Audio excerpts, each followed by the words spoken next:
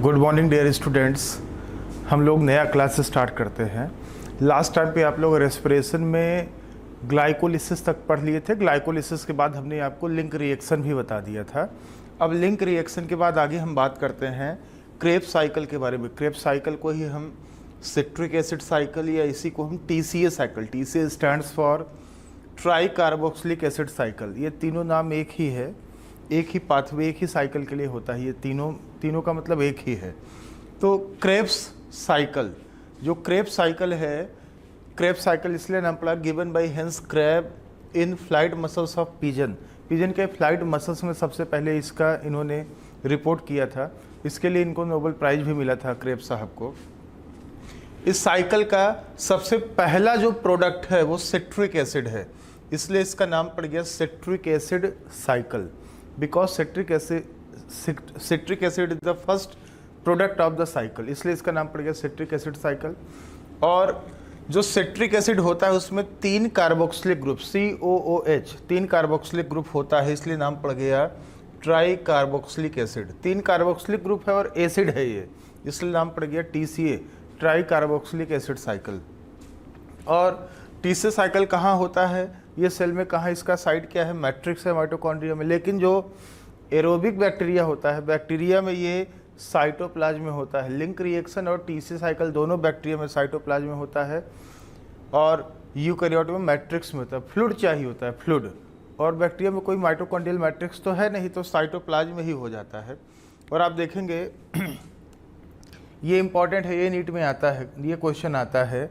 In one turn off TCA cycle, जब एक बार TCA cycle चलेगा, साइकिल है ये, पाथवे नहीं, पाथवे में साइकिल नहीं होता ना। In one turn off TCA cycle, जो TCA साइकिल होता है एक बार जब चलता है, 4 ऑक्सीडेशंस होता है, 2 डिकार्बोक्सिलेशन होता है और 1 सबस्ट्रेट लेवल फास्फोराइलेशन होता है। सबस्ट्रेट लेवल फास्फोराइलेशन मतलब डायरेक्ट ATP बनेगा। ऑक्सीडेशन का मतलब यहाँ पे NAD प्लस से NADH2 बनेगा या फिर FAD से FADH2 बनेगा।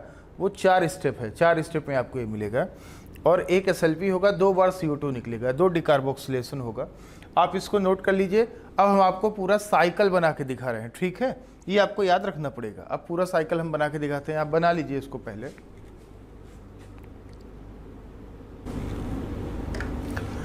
तो यहाँ पे देखिए बेटा जरा, ये पूरा हमने TCA साइकिल दिखा रखा है, one turn off TCA cycle हमने दिखा रखा है। तो एक एक करके हम सारे स्टेप के बारे में बात करते हैं। आप देखिए यहाँ से यहाँ तक, यहाँ से यहाँ तक ये लिंक रिएक्शन के बारे में दिखाया गया है। आप देखें यहाँ से यहाँ तक ये लिंक रिएक्शन है। आप देखिए ये पायरुविक एसिड है। हमने यहाँ पे जाहिर सी बात है एक साइकिल दिखाना है तो सिर्फ एक मॉलिक्यूल लिया है। रियल में आपको पता है पायरुविक एसिड के ग्लाइकोलिसिस में कितने मॉलिक्यूल बनते थे, 2 मॉलिक्यूल ना। यहाँ पे हम सिर्फ एक साइकिल बता रहे हैं, एक मॉलिक्यूल ले रहे हैं। तो एक मॉलिक्यूल ये पायरुविक एसिड का है, PDH enzyme, pyruvate dehydrogenase enzyme है। ये एक मॉलिक्यूल बना है स्टाइल कोएंजाइम का। 3 कार्बन लेके चले थे, 2 कार्बन मिला, 1 कार्बन CO2 के फॉर्म में निकल गया, कोएंजाइम में ऐड होकर CO2 निकला है, NAD प्लस से NADH2 बना है। ये पिछले क्लास में हम बता चुके हैं लिंक रिएक्शन। तो यहाँ से यहाँ तक लिंक रिएक्शन था। और फिर हमने ये भी बताया कि जो स्टाइल कोएंजाइम में था ये एंट्री मार जाता है TCA साइकिल में। तो यहाँ से TCA साइकिल शुरू होता है। ये जो ऑक्सैलोएसिटिक एसिड है ये 4 कार्बन एसिड है, ये डाई कार्बोक्सिलिक एसिड होता है। ये फर्स्ट एक्सेप्टर मॉलिक्यूल है, ध्यान देना। Oxaloacetic acid is the first acceptor molecule. Oxaloacetic acid को यही एक्सेप्ट करता है, यहीं से साइकिल स्टार्ट होता है। तो 4 कार्बन इसका, 2 कार्बन स्टाइल कोएंजाइम का। ये डाई कार्बोक्सिलिक एसिड है, 4 कार्बन वाला कंपाउंड है, 2 कार्बन ये स्टाइल कोएंजाइम का ले लेता है। एंजाइम है सिट्रेट सिंथेज। यहाँ पे वाटर ऐड होता है, कोएंजाइम में निकल जाता है और पहला प्रोडक्ट बनता है सिट्रिक एसिड। और यहाँ पे कंडेंसेशन रिएक्शन होता है, कंडेंसेशन रिएक्शन, ध्यान देना, कंडेंसेशन रिएक्शन होता है और ये बन जाता है सिट्रिक एसिड। 6 कार्बन का कंपाउंड, पहला प्रोडक्ट है, इसलिए इसका नाम पड़ गया सिट्रिक एसिड साइकिल। अब एक एंजाइम काम करता है बेटा जिसका नाम है एकोनिटेज एंजाइम, ध्यान देना, सिस एकोनिटेज, पूरा नाम है सिस एकोनिटेज एंजाइम। आयरन इसका एक्टिवेटर है, ये वाटर मॉलिक्यूल निकाल देगा इससे, तो सिट्रिक एसिड से बन जाएगा सिस एकोनिटिक एसिड। ध्यान देना, सिस एकोनिटिक एसिड बन जाएगा 6 कार्बन का कंपाउंड। फिर सर सेम यही एंजाइम एकोनिटेज एंजाइम वाटर ऐड कर देगा, आइसोसिट्रेट बन जाएगा, इसका आइसोमर बन जाएगा आइसोसिट्रेट। अगेन ये 6 कार्बन का कंपाउंड होगा। अब एक एंजाइम काम करता है आइसोसिट्रेट डिहाइड्रोजिनेज एंजाइम, मैग्नीज इसका एक्टिवेटर होता है, डिहाइड्रोजिनेशन कराएगा। और याद रखना जहाँ जहाँ भी पूरे साइकिल में जहाँ जहाँ भी डिहाइड्रोजिनेज एंजाइम है उस स्टेप को हम बोलेंगे ऑक्सीडेशन। ध्यान देना, ऑक्सीडेशन स्टेप बोलेंगे। तो डिहाइड्रोजिनेज एंजाइम है, NAD प्लस है, NAD प्लस से ये क्या करेगा, आइसोसिट्रेट से हाइड्रोजन निकालेगा, NAD प्लस को दे देगा, NADH2 बन जाएगा। NADH प्लस H प्लस लिख दें या डायरेक्टली हम NADH2 लिख दें, NADH2 बन जाएगा और आइसोसिट्रेट से ऑक्जेलोसक्सिनिक एसिड बन जाएगा, 6 कार्बन इसमें भी रहेगा। अब एक एंजाइम काम करता है डिकार्बोक्सिलेज, वो क्या करेगा, इससे CO2 निकाल देगा ऑक्जेलोसक्सिनिक एसिड से, तो 6 कार्बन से 5 कार्बन का कंपाउंड अल्फा कीटोग्लूटारिक एसिड बन जाएगा। अब ये डिकार्बोक्सिलेशन हो चुका है। अब जो अल्फा कीटोग्लूटारेट है या ग्लूटारिक एसिड है, इसके ऊपर एक एंजाइम काम करेगा जिसका नाम है अल्फा कीटोग्लूटारेट डिहाइड्रोजिनेज एंजाइम। ध्यान देना, अल्फा कीटोग्लूटारेट डिहाइड्रोजिनेज एंजाइम काम करेगा। ये एंजाइम क्या कराएगा, फिर से डिहाइड्रोजिनेशन कराएगा। ये अगेन ऑक्सीडेशन स्टेप है। पहला ऑक्सीडेशन यहाँ हुआ जहाँ जहाँ पे डिहाइड्रोजिनेज है, दूसरा ऑक्सीडेशन यहाँ पे होगा और NAD प्लस से NADH2 बनेगा और अल्फा कीटोग्लूटारिक एसिड से बन गया सक्सिनाइल कोएंजाइम A। और यहाँ पे ना ये जो डिहाइड्रोजिनेज है, इसकी इस एंजाइम की एक खास बात है, ये alpha ketoglutarate dehydrogenase complex enzyme होता है। इसके पास डिहाइड्रोजिनेशन और डिकार्बोक्सिलेशन दोनों कराने का कैपेसिटी होता है, डिहाइड्रोजिनेज भी है, डिकार्बोक्सिलेज भी है। तो कोएंजाइम में ऐड होगा, साथ में CO2 भी निकल जाएगा यहाँ पे, क्योंकि ये डिकार्बोक्सिलेज की तरह भी काम करता है। तो 5 कार्बन से 4 कार्बन का कंपाउंड बनेगा सक्सिनाइल कोएंजाइम A। अब जो सक्सिनाइल कोएंजाइम A है, इससे बनता है सक्सिनिक एसिड। 4 कार्बन यहाँ भी था, 4 कार्बन यहाँ भी रहेगा, वाटर ऐड होगा, कोएंजाइम में निकल जाता है। तो यहाँ पे क्या था, succinyl coenzyme A, water add होता है, कोएंजाइम में निकल जाता है, तो इससे बन जाता है सक्सिनिक एसिड एंजाइम है, सक्सिनेट थायोकाइनेज। काइनेज एंजाइम हमने बोला था फास्फोराइलेशन कराता है, ATP बनाएगा। तो इस एंजाइम की एक खास बात है, ये GDP से GTP भी बना सकता है और ADP से ATP भी बना सकता है। ये काइनेज एंजाइम होता है। प्लांट में ADP से ATP बनाएगा, एनिमल में GDP से GTP बनाएगा। ये एंजाइम होता है सक्सिनेट थायोकाइनेज। तो प्लांट और एनिमल का जो TC साइकिल है हम डिफरेंशिएट कर सकते हैं इसी एंजाइम की एक्टिविटी से। अगर GDP से GTP बन रहा है तो समझ लेना एनिमल सेल में चल रहा होगा, और अगर ADP से ATP बन रहा होगा तो समझ लेना है प्लांट सेल में एक्टिविटी कर रहा है।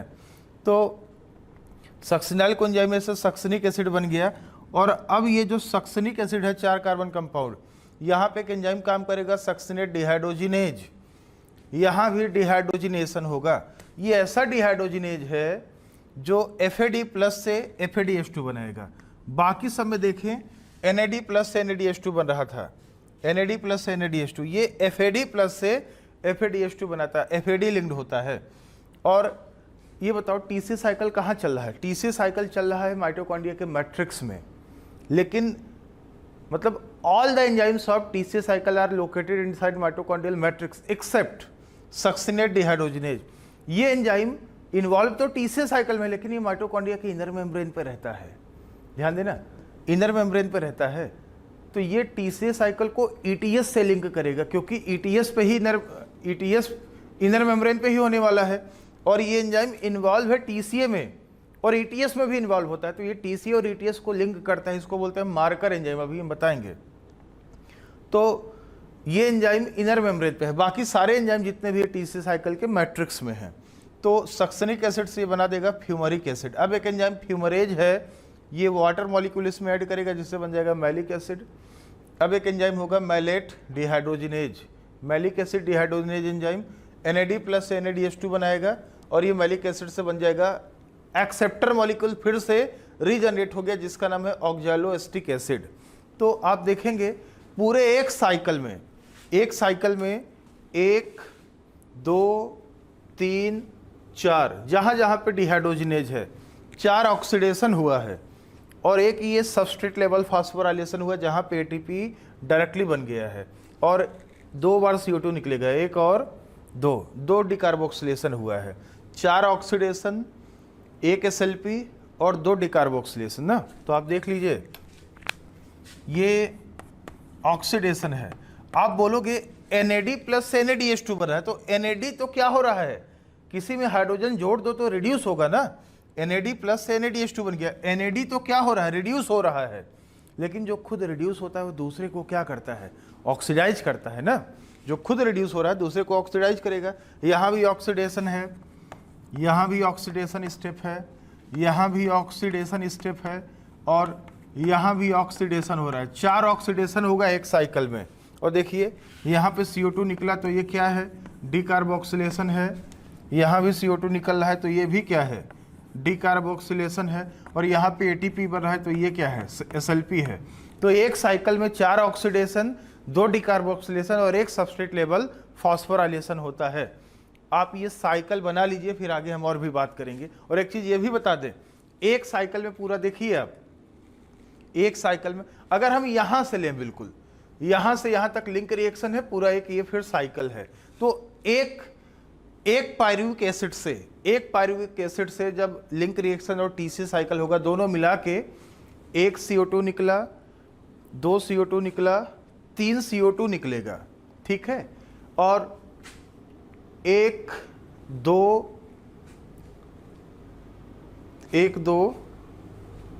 3 4 NAD प्लस से 4 NADH2 बन रहा है। यहां से लिंक रिएक्शन भी हम ले रहे हैं, यहां से ना 1 2 3 4 NADH2 और एक FAD से 1 FADH2 बन रहा है पूरे एक साइकिल में। और देखो कितने वाटर मॉलिक्यूल ऐड हो रहे हैं, कितने निकल रहे हैं। एक वाटर ऐड हुआ है, दूसरा वाटर ऐड हुआ है, ये निकल रहा है बेटा, एक वाटर ऐड हुआ, दूसरा ऐड हुआ, और इधर देखिए तीसरा वाटर ऐड हुआ, चौथा वाटर मॉलिक्यूल ऐड हुआ, 4 वाटर मॉलिक्यूल ऐड हो रहे हैं। और आप देखिए एक वाटर मॉलिक्यूल यहाँ पे निकल रहा है, रिमूव हो रहा है। तो आप लिख लीजिए, फिर हम समरी बताएंगे अभी इसके बारे में ना, पहले आप इसको नोट कर लें।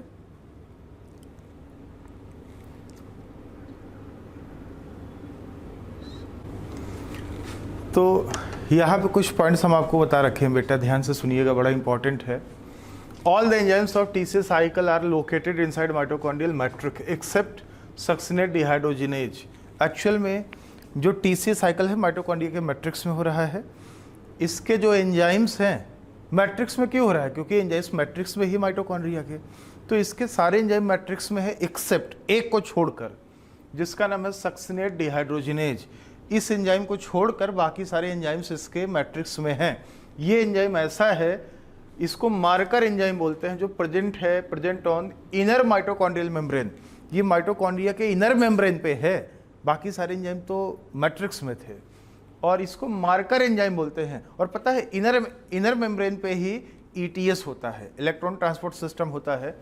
तो ये एंजाइम ETS में भी इन्वॉल्व है और इसके TC साइकिल में भी इन्वॉल्व है, दोनों जगह इन्वॉल्व है।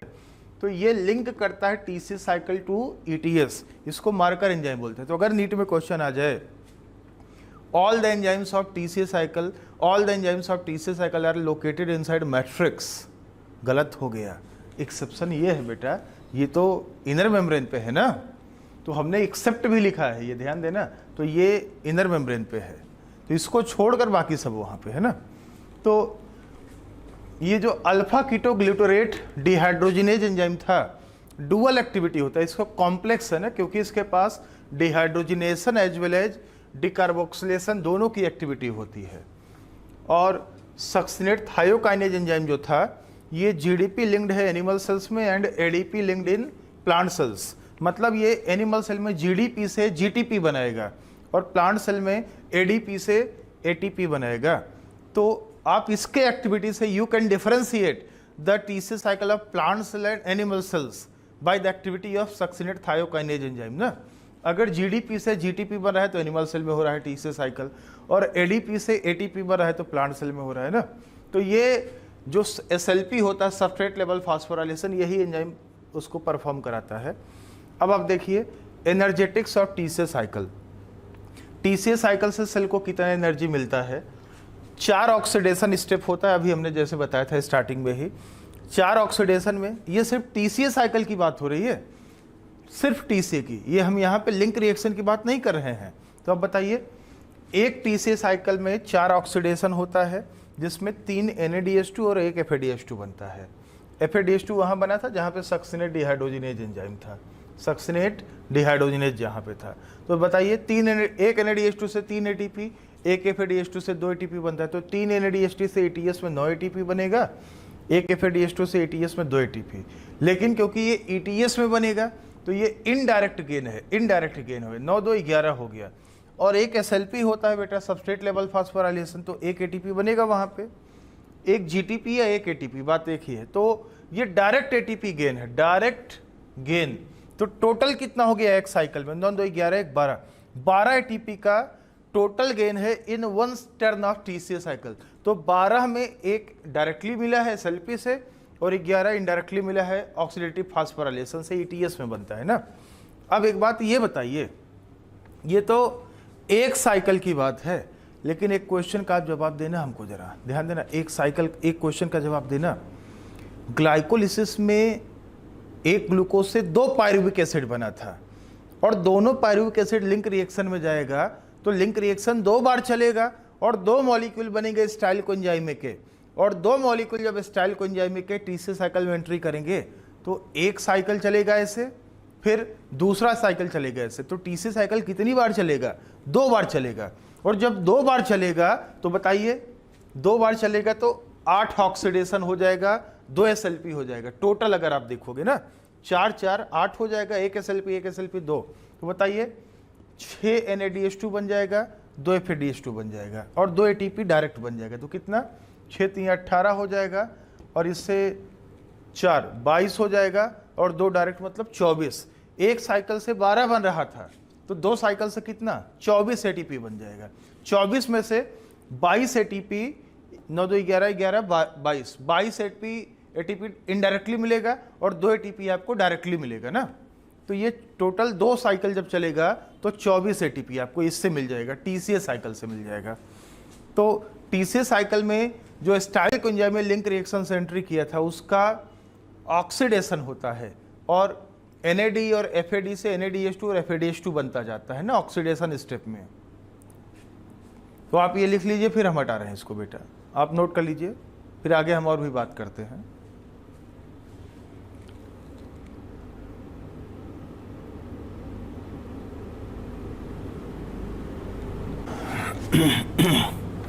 तो यहाँ पे देखिए बेटा, समरी, हम समरी किसकी बात कर रहे हैं? For 1 molecule of pyruvic acid. अभी जस्ट इसके पहले बोर्ड पे हम जो डायग्राम नहीं दिखाए थे, इतना सा ऊपर दिखाए थे लिंक रिएक्शन, फिर हम दिखाए थे TCA साइकिल। तो एकदम ऊपर से लेके हम पूरे साइकिल तक की बात कर रहे हैं, ऑक्सैलोएसिटिक एसिड तक की बात करेंगे, उसके रीजनरेशन तक। तो आप बताइए, जैसे हमने मान लीजिए एक मॉलिक्यूल लिया है पायरुविक एसिड का, मान लो बनता 2 है, साइकिल में एक ही दिखाएंगे ना हम, तो बल्कि 2 बार ऐसे चला देंगे हम, लेकिन एक बार में एक ही दिखाएंगे। तो लिंक रिएक्शन से लेके पूरे TCA साइकिल तक हम for 1 molecule of pyruvic acid, मतलब 1 turn off link reaction plus 1 turn off TCA cycle के लिए हम बात कर रहे हैं समरी। तो आप बताइए, एक मॉलिक्यूल पायरुविक एसिड का है प्लस 4 NAD प्लस, 4 कैसे? 1 NAD प्लस, याद है ना, 1 NAD से NADH2 बना था लिंक रिएक्शन में और 3 TCA साइकिल में। तो 3 TCA साइकिल का, एक लिंक रिएक्शन का, 4 NAD plus plus 1 FAD plus, ये कहाँ का है? ये TCA साइकिल में था, प्लस 4 H2O, 4 H2O, 4 कैसे अभी हम दिखाए तो थे आपको, plus ADP plus IP। ADP plus IP मतलब जहाँ पे सक्सिनेट थायोकाइनेज नहीं था, जहाँ पे SLP हो रहा था TCA साइकिल में, वो वाला ADP plus inorganic phosphate. IP लिख दो या PI लिख दो, बात एक ही है ना। मैट्रिक्स में हो रहा है ये प्रोसेस माइटोकॉन्ड्रिया के। तो बताइए 3 CO2 निकला, 3 कैसे? एक CO2 निकला था लिंक रिएक्शन में, 2 निकला था TCA साइकिल में ना। तो 3 CO2 निकला प्लस 4 NADH2, 4 NADH2 डायरेक्टली आप लिख दो 4 NADH2 या 4 NADH plus 4H+।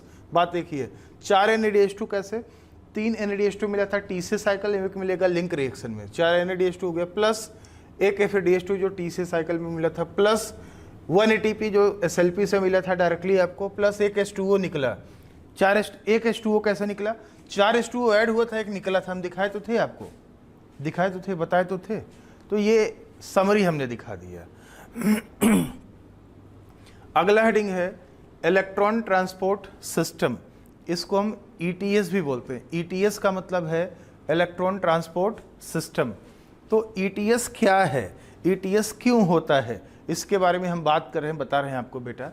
Electron transport system actual में है क्या, आपने देखा ग्लाइकोलिसिस में NAD से NADH2 बना, NAD इलेक्ट्रॉन प्रोटॉन एक्सेप्ट करके NADH2 बना लिया, ठीक है, रिड्यूस हो गया।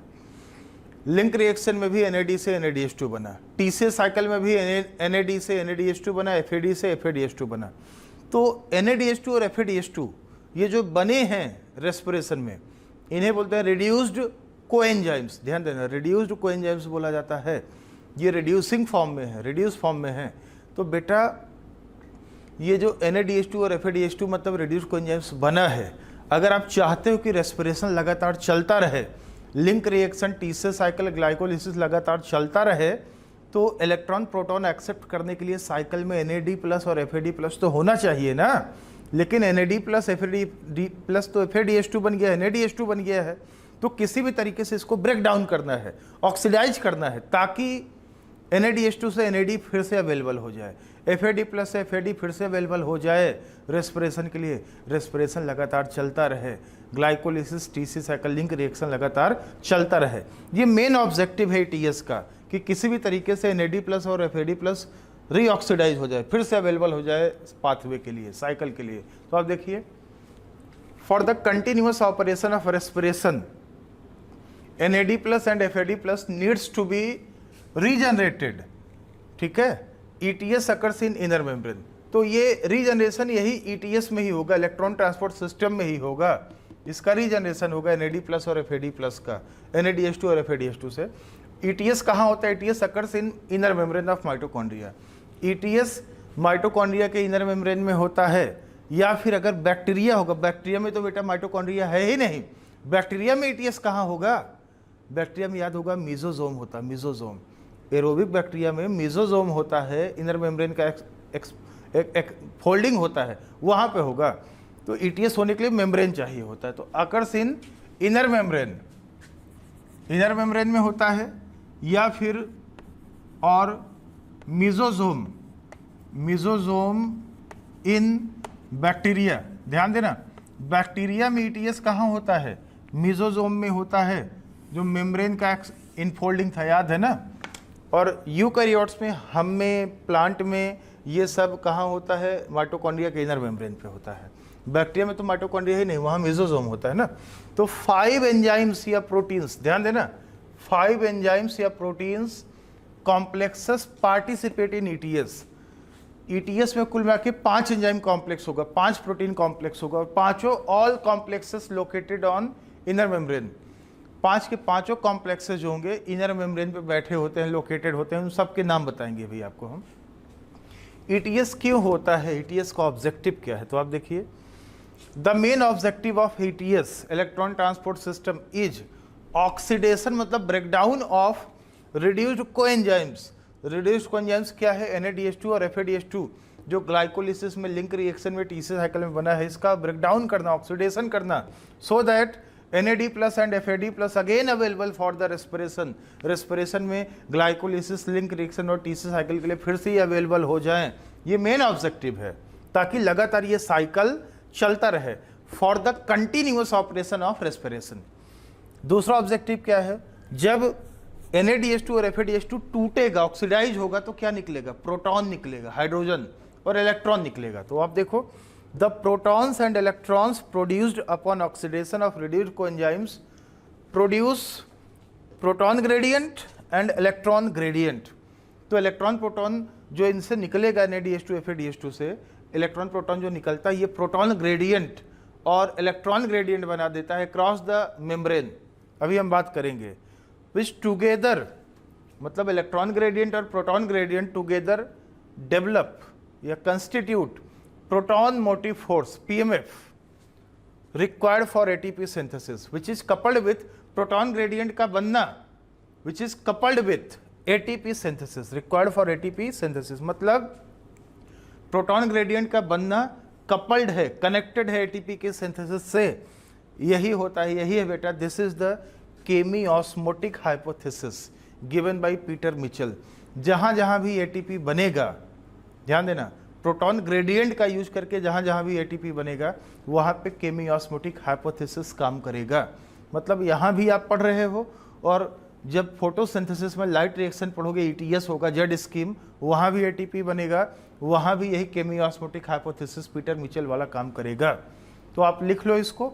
बाकी हम इलेक्ट्रॉन ट्रांसपोर्ट सिस्टम के बारे में और भी हम डिटेल में बात करते हैं ना। 5 कॉम्प्लेक्सेस हैं, पांचों इनर मेम्ब्रेन पे बैठे हुए हैं, उनके बारे में भी अभी हम बात करेंगे इंडिविजुअली सबके बारे में। तो आप इसको पहले नोट कर लीजिए, लिख लीजिए।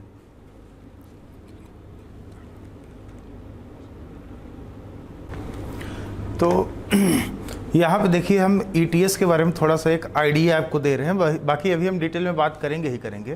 तो आप देखिए, हमने बोला कि ईटीएस का मेन ऑब्जेक्टिव है NADH2 और FADH2, जिसको हम बोलते हैं रिड्यूस्ड कोएंजाइम्स, इसका ऑक्सीडेशन होना, ब्रेकडाउन होना। NADH2 टूटेगा तो NAD प्लस में plus 4H plus plus 2 electron निकलेगा। FADH2 टूटेगा, ऑक्सीडाइज होगा तो FAD plus plus proton plus 2 electron निकलेगा। तो ये जो NAD प्लस और FAD प्लस फिर से रीजनरेट हुआ NADH2 और FADH2 से, अगेन अवेलेबल फॉर रेस्पिरेशन, ये फिर से रेस्पिरेशन में अवेलेबल हो जाएगा, इलेक्ट्रॉन और प्रोटॉन एक्सेप्ट करने के लिए फिर से अवेलेबल हो जाएगा। और ये साथ में इलेक्ट्रॉन प्रोटॉन जो निकलेगा बेटा, इस इलेक्ट्रॉन प्रोटॉन का यूज किया जाएगा प्रोटॉन ग्रेडियंट, इलेक्ट्रॉन ग्रेडियंट बनाने में, ताकि प्रोटॉन मोटिव फोर्स डेवलप हो जाए, और उसी फोर्स का यूज किया जाएगा एटीपी के सिंथेसिस में बाई F0 F1 कॉम्प्लेक्स, जिसको हम बोलते हैं एटीपी सिंथेज। ठीक है, तो आप देखिए ईटीएस के 2 पार्ट हैं, 2 parts of ETS, electron transport chain etc जिसको बोलते हैं, प्लस ऑक्सीडेटिव फास्फोराइलेशन। 2 पार्ट है, एक तो इलेक्ट्रॉन ट्रांसपोर्ट चेन है, दूसरा ऑक्सीडेटिव फास्फोराइलेशन है। ऑक्सीडेटिव फास्फोराइलेशन मतलब एटीपी का सिंथेसिस होना। तो एक बात ये बताइए, हम जैसे बार बार बताते नहीं आए हैं ग्लाइकोलिसिस में, लिंक रिएक्शन में, टीसी साइकिल में, कि एक NADH2 से 3 ATP, एक FADH2 से 2 ATP, कहाँ पे? ETS में देगा, वो ऑक्सीडेटिव फास्फोराइलेशन में, जिसको हम बोलते थे इनडायरेक्ट एटीपी सिंथेसिस। वही तो है ये ऑक्सीडेटिव फास्फोराइलेशन, इसी से तो इनडायरेक्ट एटीपी सिंथेसिस होगा ना। जो NADH2 बना था ग्लाइकोलिसिस में, TC साइकिल में, लिंक रिएक्शन में, FADH2 जो था, उसी से तो एटीपी बनाना है, वही तो ऑक्सीडेटिव फास्फोराइलेशन है। तो आप देखिए ईटीएस में टोटल आपको पता है 5 एंजाइम या protein complex involve, 5 complexes involve. तो ईटीएस में जो इलेक्ट्रॉन ट्रांसपोर्ट चेन है, इसमें क्या होता है बेटा? Pumping of protons from matrix to intermembrane space of mitochondria occurs. ध्यान देना। तो इसमें बेटा होता क्या है, ये देखो, ये माइटोकॉन्ड्रिया का मैट्रिक्स है, ये आउटर मेम्ब्रेन है, ये बीच में इंटर मेम्ब्रेन स्पेस है। इंटर मेम्ब्रेन स्पेस को हम पेरी माइटोकॉन्ड्रियल स्पेस भी बोलते हैं, और ये माइटोकॉन्ड्रिया का इनर मेम्ब्रेन है। बाकी ये मैट्रिक्स है। तो मैट्रिक्स में देखिए ये NADH2 बना हुआ है टीसी साइकिल में, FADH2 भी बना है, तो इसका ऑक्सीडेशन हुआ NAD प्लस प्लस 4 हाइड्रोजन में प्लस 2 इलेक्ट्रॉन में। FADH2 भी टूटा है तो FAD प्लस 4 हाइड्रोजन 2 इलेक्ट्रॉन निकला यहाँ भी। ठीक है, तो एक बार बताना, 2 इलेक्ट्रॉन निकला। तो एक चीज़ आप हमको ये बताओ कि ये जो NAD प्लस FAD प्लस है, ये तो फिर से यही मैट्रिक्स में यूज हो जाएगा, अगेन अवेलेबल यूज हो जाएगा ये टीसी साइकिल के लिए। अब ये जो हाइड्रोजन निकला है आपको दिख रहा है, ये जो हाइड्रोजन है बेटा, हाइड्रोजन का पंपिंग देखो मैट्रिक्स से इंटरमेम्ब्रेन स्पेस में हो जाएगा। यहाँ मैट्रिक्स से हाइड्रोजन पंप हो गया, यहाँ पे इंटरमेम्ब्रेन स्पेस में पंप हो गया माइटोकॉन्ड्रिया के। तो देखो हाइड्रोजन यहाँ पे आ गया, यहाँ हाइड्रोजन आ गया H+, हाइड्रोजन यहाँ आ गया। तो एक बार बताइए, जब हाइड्रोजन इंटर मेम्ब्रेन स्पेस में आके एक्यूमुलेट हो जाएगा, तो इंटर मेम्ब्रेन स्पेस में आपको पता है हाइड्रोजन का कंसंट्रेशन बढ़ गया तो पीएच क्या होगा, वहां पे कम हो जाएगा। कहाँ पे? इंटर मेम्ब्रेन स्पेस या पेरी माइटोकॉन्ड्रियल स्पेस में। और ये जो मैट्रिक्स है, मैट्रिक्स में जाहिर सी बात है मैट्रिक्स से तो हाइड्रोजन पंप हुआ है, तो मैट्रिक्स में क्या होगा, मैट्रिक्स में हाइड्रोजन आयन का कंसंट्रेशन कम होगा, मतलब पीएच बढ़ जाएगा वहां पे ना। तो ये बीच में क्या है, इनर मेम्ब्रेन है ये इनर मेम्ब्रेन है इनर मेम्ब्रेन, ये मैट्रिक्स और ये inter membrane space, inter membrane space और मैट्रिक्स, बीच में इनर मेम्ब्रेन। तो इनर मेम्ब्रेन के बाहर और अंदर एक प्रोटॉन ग्रेडियंट बन गया, यहाँ प्रोटॉन ज़्यादा, यहाँ इंटर मेम्ब्रेन स्पेस में, और मैट्रिक्स में प्रोटॉन कम, एक प्रोटॉन ग्रेडियंट बन गया ना। तो कहाँ से कहाँ पंप हुआ, मैट्रिक्स से इंटर मेम्ब्रेन स्पेस में। और इलेक्ट्रॉन ट्रांसपोर्ट चेन में कुल मिला के कॉम्प्लेक्स 1 2 3 4 शुरू के 4 कॉम्प्लेक्स इलेक्ट्रॉन ट्रांसपोर्ट चेन में इन्वॉल्व हैं। और जो ऑक्सीडेटिव फास्फोराइलेशन होता है, यहाँ पे एटीपी सिंथेसिस कैसे होगा आप देखिए, यहाँ उल्टा है, इसका जस्ट उल्टा है प्रोटॉन के पंपिंग का डायरेक्शन। यहाँ पे प्रोटॉन का पंपिंग देखो इंटर मेम्ब्रेन स्पेस से मैट्रिक्स की तरफ हो रहा है। शुरू के जो 4 कॉम्प्लेक्स रहेंगे, प्रोटॉन कॉम्प्लेक्स मतलब प्रोटीन कॉम्प्लेक्स या एंजाइम कॉम्प्लेक्स, वो प्रोटॉन का pumping matrix inter membrane space में कराने में इन्वॉल्व रहेंगे। और जब फिर यहाँ प्रोटॉन ज़्यादा हो जाएगा, फिर जो 5वां कॉम्प्लेक्स है जिसका नाम है एटीपी सिंथेज, ठीक है, तो 5वें कॉम्प्लेक्स के थ्रू प्रोटॉन का पंपिंग इंटर मेम्ब्रेन स्पेस से मैट्रिक्स के थ्रू होगा। तो देखिए वहाँ का उल्टा हो रहा है, यहाँ पे ना, यहाँ से यहाँ जा रहा था, यहाँ पे यहाँ से यहाँ आएगा, ज़्यादा से कम की तरफ आएगा प्रोटॉन। तो pumping of protons from inter membrane space to the matrix through F0 F1 complex, जिसको बोलते हैं ATP synthase, which is coupled with ATP synthesis. ATP का बनना कहलाता है ऑक्सीडेटिव फास्फोराइलेशन यहाँ पे ना। तो देखिए F0 है, F1 है, F0 हाइड्रोजन का पंपिंग करेगा, F1 जो है ये ADP adenosine diphosphate plus inorganic phosphate से एटीपी बना देगा। तो प्रोटॉन देखो यहाँ ज़्यादा था, यहाँ कम था, हाई से लो की तरफ हो रहा है। तो ये फैसिलिटेटेड डिफ्यूजन है प्रोटॉन का, जो F0 कराता है, जिससे एटीपी बन जाता है ना। तो ये ETS के पार्ट थे, इलेक्ट्रॉन ट्रांसपोर्ट चेन और oxidative phosphorylation. Total 5 enzyme complexes involve हैं, शुरू के 4 यहाँ पे 1 2 3 4 और 5वां यहाँ पे इन्वॉल्व है ना। तो आप ये नोट कर लीजिए, फिर आगे हम बात करते हैं बेटा।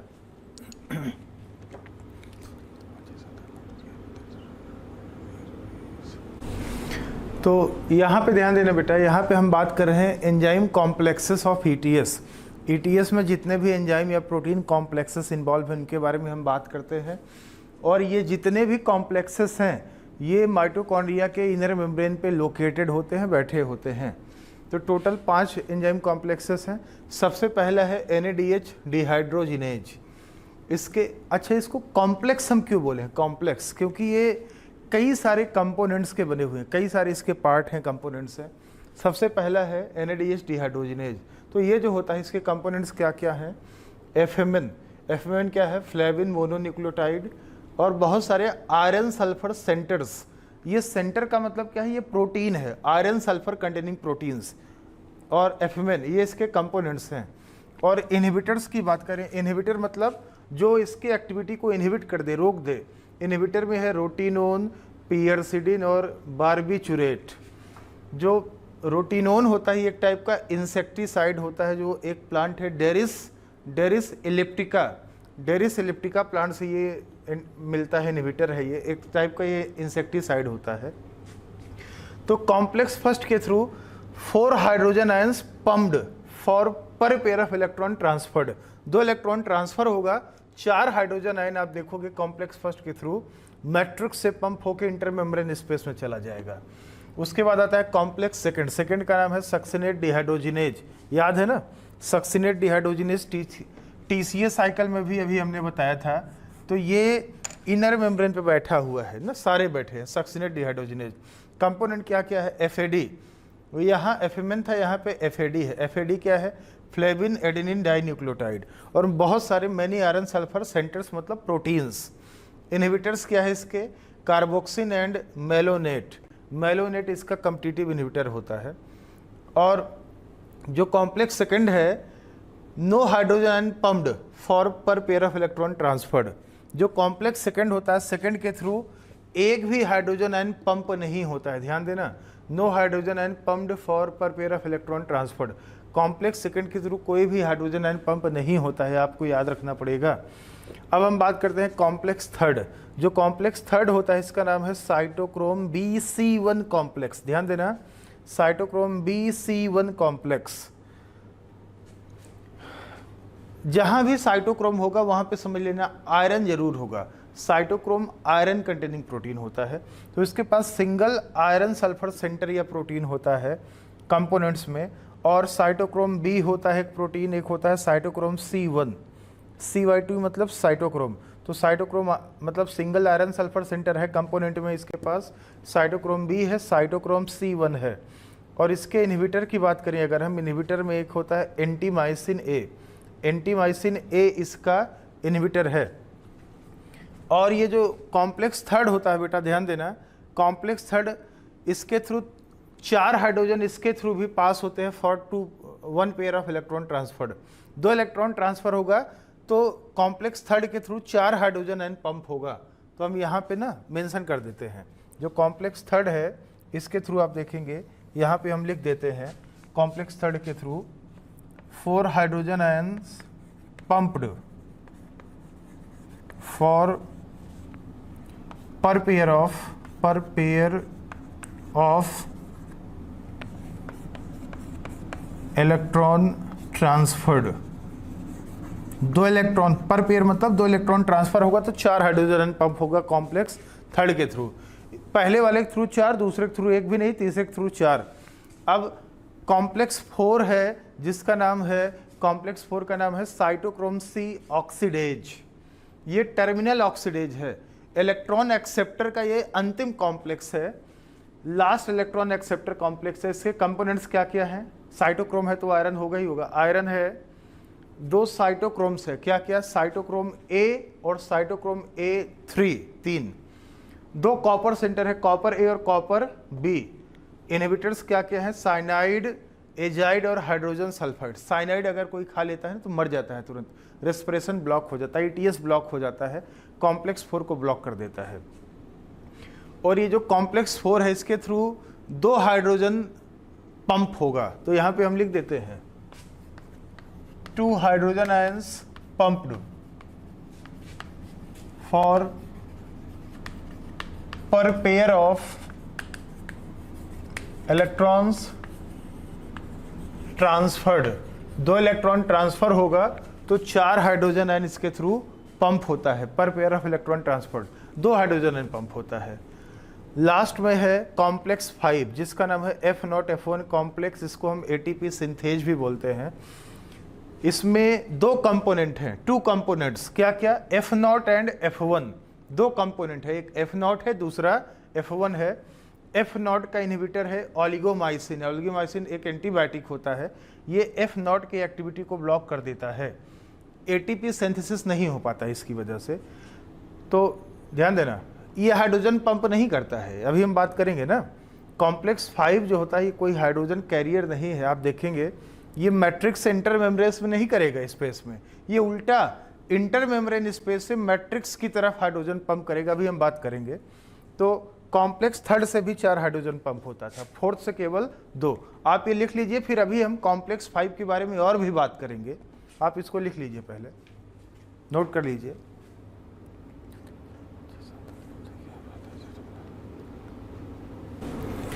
तो यहाँ पे आप देखिए बेटा, यहाँ पे हमने ETS का एक डायग्राम दिखा रखा है।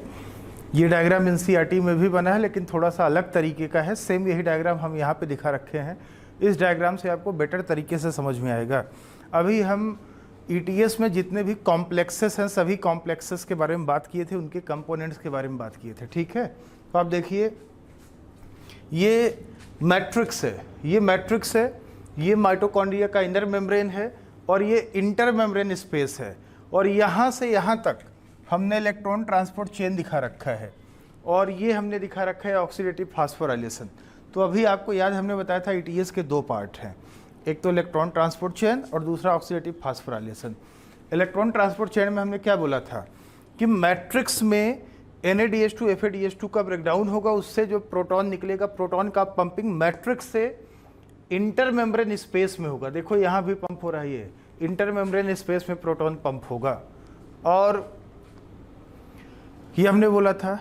और जो ऑक्सीडेटिव फास्फोराइलेशन है, ऑक्सीडेटिव फास्फोराइलेशन में इंटर मेम्ब्रेन स्पेस से प्रोटॉन उल्टा मैट्रिक्स की तरफ आएगा, भी हम बात करते हैं। ठीक है, तो आप देखिए जरा,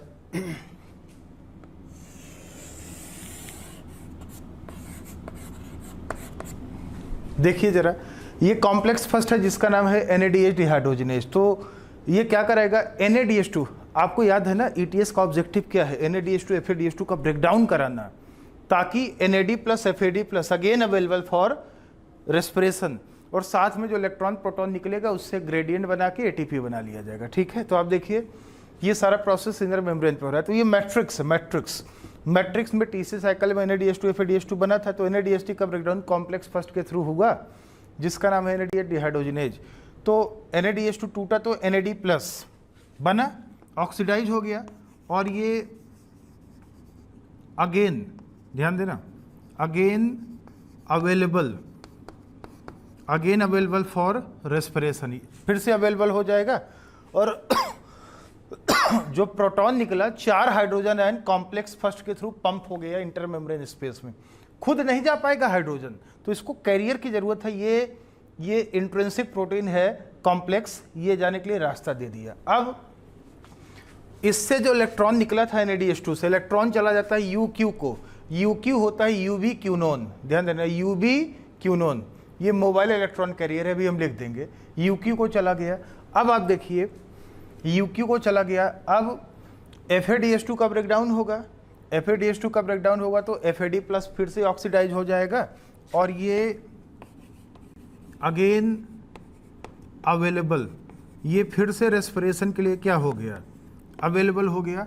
और इससे जो इसके ब्रेकडाउन से, ध्यान देना, इसके ब्रेकडाउन से जो इलेक्ट्रॉन और प्रोटॉन निकलता है, तो ये इलेक्ट्रॉन और प्रोटॉन कॉम्प्लेक्स सेकंड जो होता है, कॉम्प्लेक्स सेकंड अपना इलेक्ट्रॉन और प्रोटॉन दोनों UV क्यूनोन को दे देता है, खुद हाइड्रोजन पंप नहीं करता, UV क्यूनोन को दे देता है। तो आप बताना, जो UV क्यूनोन है इलेक्ट्रॉन लेगा और प्रोटॉन लेगा, UQ से क्या बन जाएगा, देखो UQS2 बन जाएगा। तो कॉम्प्लेक्स 2 का जो FADH2 इलेक्ट्रॉन, FADH2 टूटा था, इसका इलेक्ट्रॉन और प्रोटॉन दोनों UV क्यूनोन को चला गया, देखो दोनों इलेक्ट्रॉन भी आया प्रोटॉन भी, UQ से बन जाएगा UQS2, इसको बोलेंगे UV क्यूनॉल, रिड्यूस फॉर्म में है। अब UV क्यूनॉल क्या करेगा, अपने हाइड्रोजन को इंटर मेम्ब्रेन स्पेस में पंप कर देगा, फिर से ये देखो UQ बन गया, ऑक्सीडाइज फॉर्म में आ गया, UQ बन गया।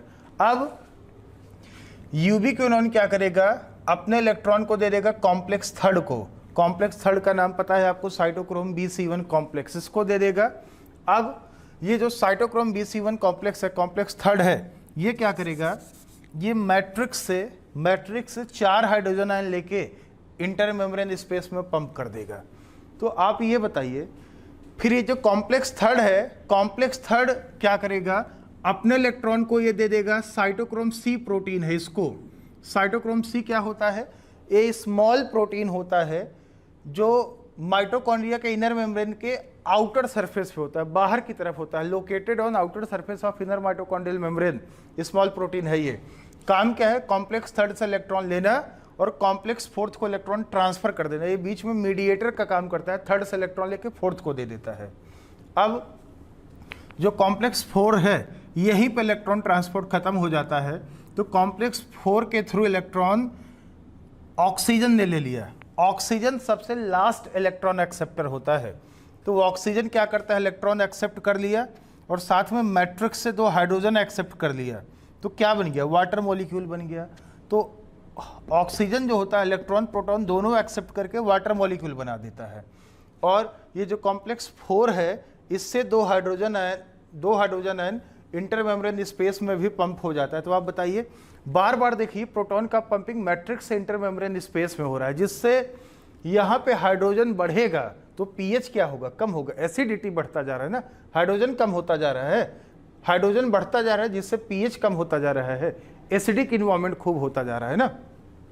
तो ये बताना, यहाँ पीएच कम है मतलब हाइड्रोजन ज़्यादा है, और यहाँ हाइड्रोजन कम है पीएच ज़्यादा है ये, और बीच में मेम्ब्रेन है, तो मेम्ब्रेन के आर पार क्या बन गया है, प्रोटॉन ग्रेडियंट डेवलप हो गया, यहाँ प्रोटॉन ज़्यादा यहाँ प्रोटॉन कम। अब ये कॉम्प्लेक्स 5 है, ये एफ नॉट पार्ट है और ये F1 है।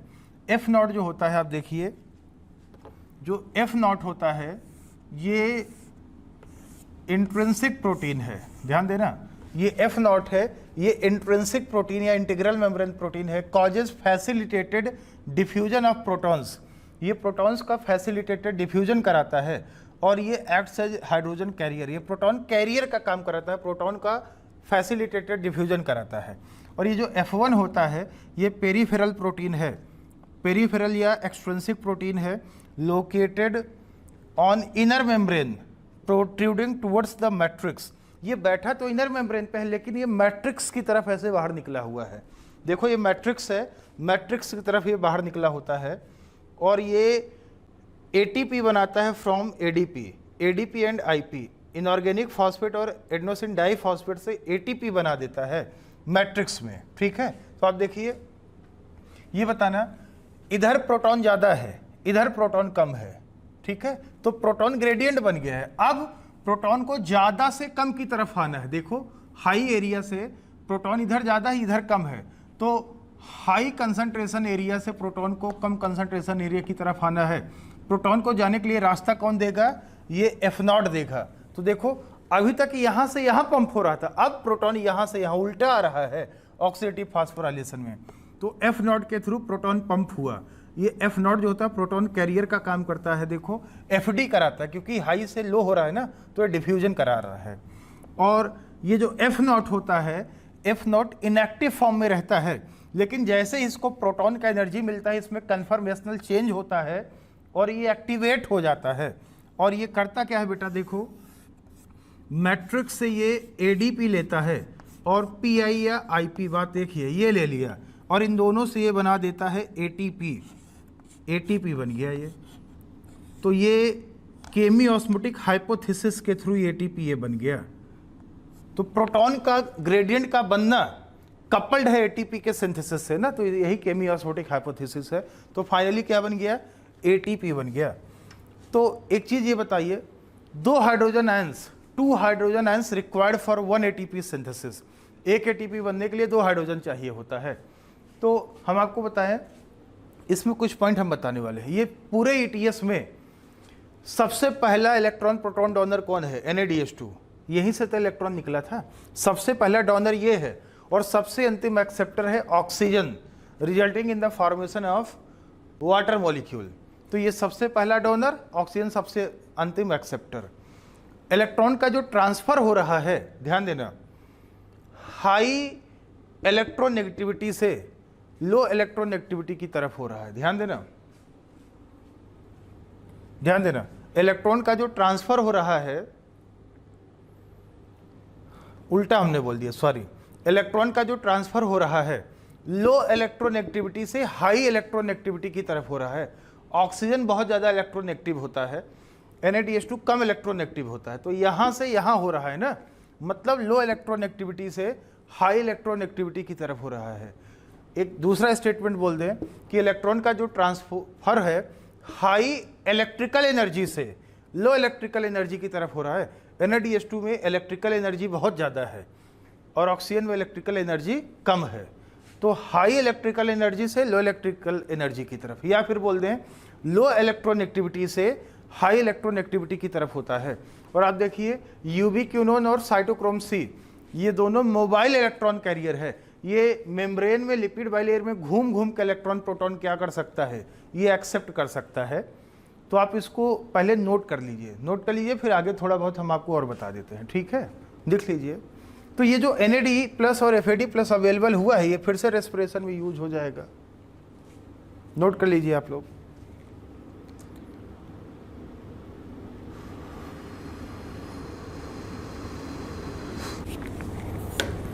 तो यहाँ पे ETS से रिलेटेड कुछ पॉइंट्स हमने लिखा हुआ है, तो आप देख लो।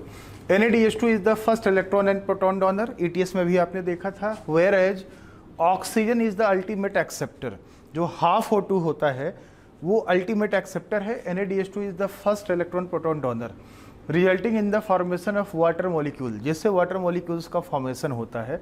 और ऑक्सीजन, ध्यान देना, half O2 is required as electron acceptor for every NADH2 and FADH2 oxidized। मतलब एक NADH2 का ब्रेकडाउन अगर होता है, एक NADH2 का ब्रेकडाउन होता है तो 2 इलेक्ट्रॉन निकलेगा, तो हाफ O2, ध्यान देना, half O2 the electron accept करेगा और एक NADH2 का ब्रेकडाउन होगा। एक FADH2 का ब्रेकडाउन होता है तब भी 2 इलेक्ट्रॉन निकलेगा और हाफ O2 उसका एक्सेप्टर होगा। तो आप बताइए, एक NADH2 के पीछे हाफ O2 लग रहा है, एक FADH2 के पीछे भी हाफ O2 लग रहा है, तो रेस्पिरेशन का इक्वेशन याद है ना, C6H12O6 प्लस 6O2, एरो लगा के 6CO2 plus 6H2O plus energy. तो आप बताइए जरा बेटा, आप बताना 6O2, 6O2 कहाँ से लगा? एक के पीछे आधा लग रहा है, तो आप गिन लो ना, ग्लाइकोलिसिस में 2 NADH2 था, ठीक है, लिंक रिएक्शन में 2 NADH2 बना था क्योंकि 2 पायरुविक एसिड बनता था, तो 4 NADH2 हो गया। TC साइकिल 2 बार चलेगा तो 3 3 6 NADH2 हो गया, 2 FADH2, तो 6 NADH2 यहाँ, 2 वहाँ, 2 वहाँ, मतलब 10 NADH2 2 FADH2 बनता है, 10 2 12, एक के पीछे आधा है तो 12 के पीछे कितना होगा? 6 ऑक्सीजन लग गया। तो बता तो दिए आपको हम ना, तो ये है। तो अब बताइए बेटा जरा,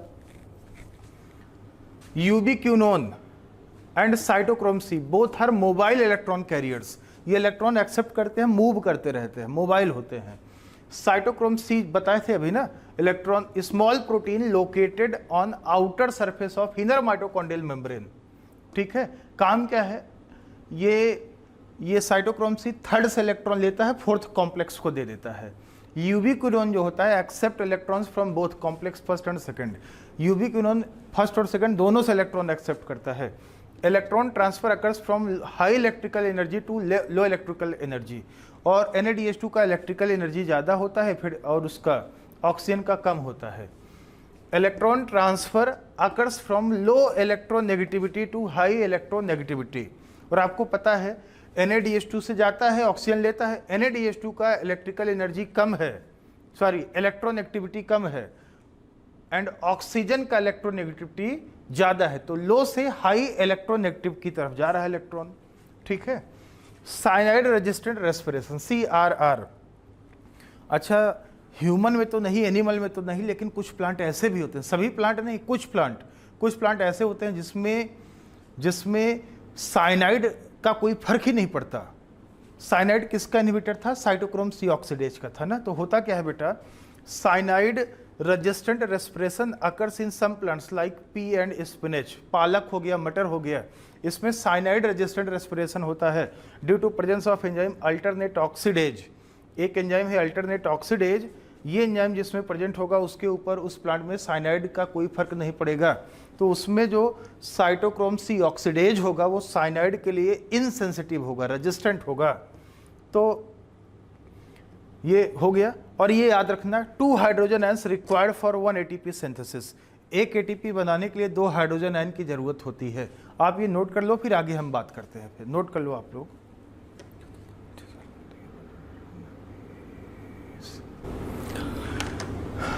ऑक्सीडेशन ऑफ साइटोप्लाज्मिक या ग्लाइकोलिटिक या एक्स्ट्रा माइटोकॉन्ड्रियल NADH2। आपको याद है बेटा, जब हम इसके पहले वाले क्लास में ग्लाइकोलिसिस आपको बताए थे, तो हम बोले थे ग्लाइकोलिसिस में 2 NADH2 बनता है, और ये NADH2 जब साइटोप्लाज्म से माइटोकॉन्ड्रिया के अंदर जाएगा, ETS चलेगा, तो 2 NADH2 से 6 ATP बनेगा, ये हमने बोला था, ठीक है। तो एक चीज़ ये ध्यान देना, कैसे बनेगा वही हमको यहाँ बात करनी है। तो ETS तो माइटोकॉन्ड्रिया के अंदर हो रहा है, और 2 NADH2 जो ग्लाइकोलिसिस में बना था वो साइटोप्लाज्म में बना था। एक NADH2 से 3 ATP मिलता है, एक FADH2 से 2, तो 2 NADH2 यहाँ बने थे। तो इनको बेटा ETS में यूज होने के लिए पहले हमको ना साइटोप्लाज्म से माइटोकॉन्ड्रिया के अंदर भेजना पड़ेगा। लेकिन एक दिक्कत क्या है पता है, माइटोकॉन्ड्रिया का जो इनर मेम्ब्रेन है, 2 मेम्ब्रेन है ना, इनर मेम्ब्रेन जो होता है वो NADH2 के लिए इम्परमिएबल होता है, इसको जाने ही नहीं देता। तो फिर जाएगा कैसे उसके अंदर, टूटेगा कैसे बिना जाए? तो माइटोकॉन्ड्रिया के इनर मेम्ब्रेन पे कुछ प्रोटीन्स बैठे होते हैं जिसको बोलते हैं सटल सिस्टम। तो वही प्रोटीन क्या करता है, NADH2 को अंदर भेजेगा मैट्रिक्स में, ठीक है। तो देखिए, ऑक्सीडेशन ऑफ साइटोप्लाज्म मतलब जो ग्लाइकोलिसिस, मतलब एक्स्ट्रा माइटोकॉन्ड्रियल मतलब माइटोकॉन्ड्रिया के बाहर जो साइटोप्लाज्म में NADH2 बना था ग्लाइकोलिसिस के टाइम पे, कितने थे, बगल में हमने लिखा है 2 NADH2। तो आप देखिए 2 NADH2 produce during glycolysis in cytoplasm transferred to mitochondrial matrix for oxidative phosphorylation to yield ATP molecules. तो साइटोप्लाज्म से उसको माइटोकॉन्ड्रिया के मैट्रिक्स में भेजा जाएगा।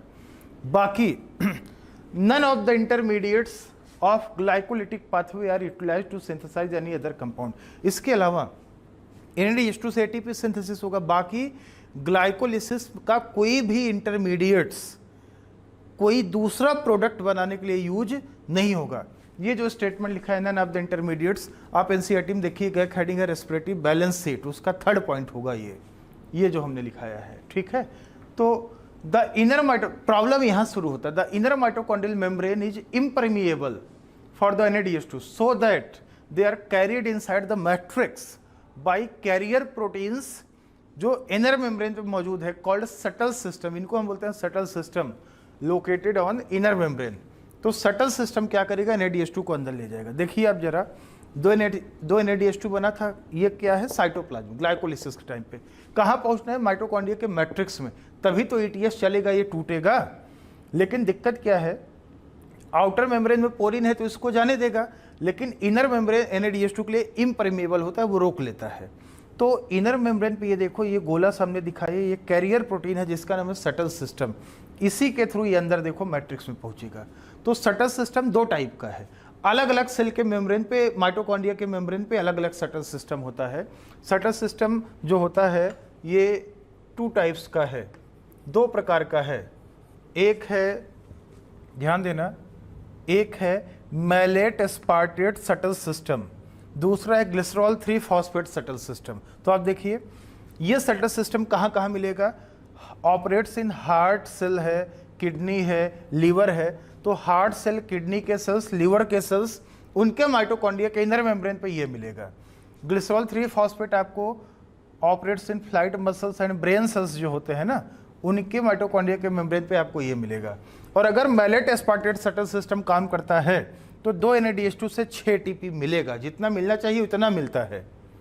तो ध्यान देना, अगर मैलेट एस्पार्टेट सटल सिस्टम काम कर रहा है तो total 38 ATP produce from complete oxidation of 1 glucose molecule. ध्यान देना, अगर मैलेट एस्पार्टेट सटल सिस्टम है तो एक ग्लूकोज का एरोबिक रेस्पिरेशन में जब ब्रेकडाउन होगा, कंप्लीट ब्रेकडाउन होगा, तो 1 ग्लूकोज यील्ड्स 38 ATP। अगर ये सटल सिस्टम काम कर रहा है, और अगर ये सटल सिस्टम काम करेगा तो अच्छा, ये most common type of subtle system है, तो 2 NADH2 से सिर्फ 4 ATP बनेगा। 4 कैसे, 6 बनना चाहिए, 2 कम कैसे हो गया। एक्चुअल में इस सटल सिस्टम में ना जो NADH2 है वो FADH2 में कन्वर्ट हो जाता है। तो 2 NADH2 2 FADH2 में कन्वर्ट हो जाएगा, तो 4 ATP मिलेगा ना, 2 कम हो गया। तो इसका मतलब एक ग्लूकोज का जब कंप्लीट ब्रेकडाउन होगा तो केवल और केवल 36 ATP बनेगा, क्योंकि ये 2 ATP कम हो गया यहाँ पे ना, 6 बजाय 4 रह गया, तो 36 ATP। 1 complete breakdown of 1 glucose in aerobic respiration yields only 36 ATP if NADH2 2 NADH2 transferred occurs through glycerol 3 phosphate system, इसके थ्रू अगर हो रहा है। और ये मोस्ट कॉमन है, मतलब ज़्यादातर केसेस में एक ग्लूकोज से 36 ATP मिलता है। इन सेल्स में आपको 38 ATP मिलेगा।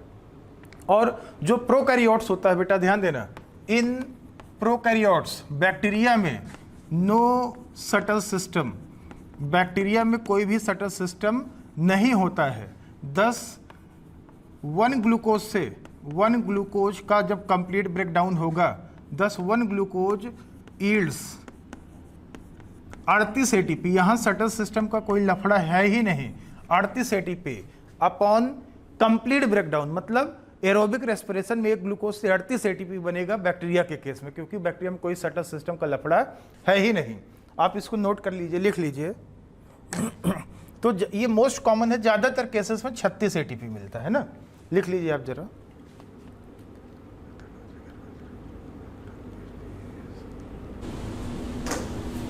रेस्पिरेटरी बैलेंस सीट, ध्यान देना, जो अगला हेडिंग है बेटा उसका नाम है रेस्पिरेटरी बैलेंस सीट। आप लिख लो इसको, पहले लिख लीजिए।